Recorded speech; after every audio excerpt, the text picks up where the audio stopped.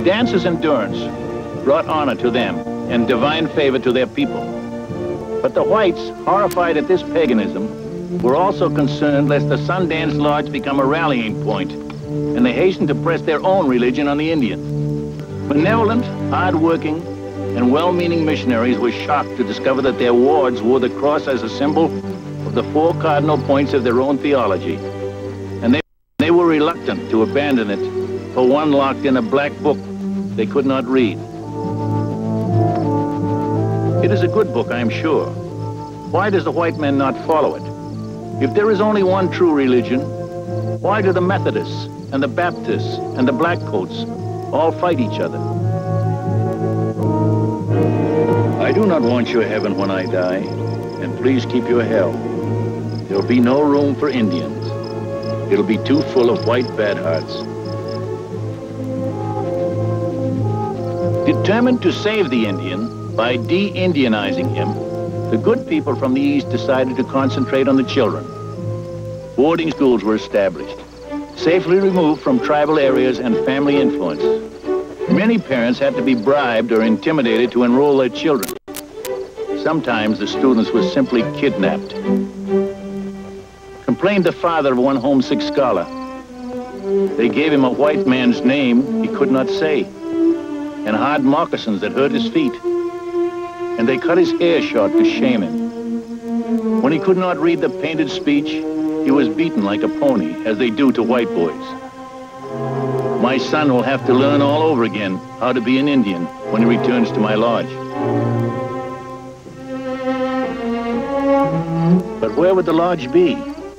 Tribal hunting grounds were being platted out into municipal lots, and where there had been prairie dog towns, cities sprang up. The architecture was outhouse provincial, but each one bragged it was the Athens of the prairie. The bees had built hives and were ready to sell honey. Trading posts had whetted the Indian appetite for anything tinged with white man's medicine, and the townsmen found him a pathetically ideal customer. There's some who'd swap a whole river bottom for a fathom of beads and a bucket of axe heads. Taken as a single article, the Indian's not worth the salt to pickle his hide, though there is some profit in skinning him wholesale. Here, then, was another solution to the Indian problem. Teach them contempt for the things they had which were of value, and to covet the things they didn't need.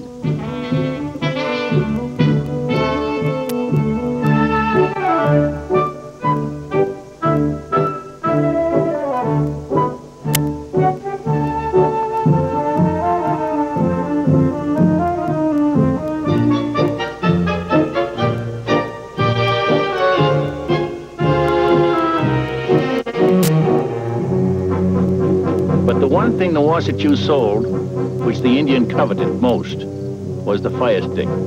Its medicine would make any tribe the equal of any other. And while it would never make the Indian the same color as the white man, the day might come when it would make him the same size. But the white man had another weapon that would make sure this day never came. Recipe. To 1 barrel of Missouri River water, add 2 gallons of raw alcohol, 2 ounces of strychnine, 3 plugs of tobacco, and 5 bars of soap. Boil it in sagebrush until it's brown. This was the elixir for the Indian trade, and no one who drank it lived long enough to become addicted, wrote a newspaper. Their thirst for whiskey is matched only by an inability to accommodate it. Not a day passes but what our better class of citizen is affronted by the sight of blanketed vagabonds who, for a bottle of the vilest liquor, will even ransom their women as brides of the multitude. Just as he had no tolerance for white men's whiskey, the Indian had no immunity to his diseases. A people to whom good health had actually been a virtue found themselves weakened and disfigured by the silent tomahawk of unfamiliar sickness. The few who succumbed to the temptations of the towns were inevitably degraded into street corner curiosities, shuffling through counterfeit war dances for whiskey money. Some went off to pose in moldy charades in dime museums, always cast as the villain. Only when advertised as a Congress of Painted Fiends with some traveling Wild West show did most city people ever see a real live Indian. They considered them, if at all, in the 1870s, with apathy, ignorance, and prejudice. If there was a place left in America for the Aboriginal American, it was hardly a place of dignity.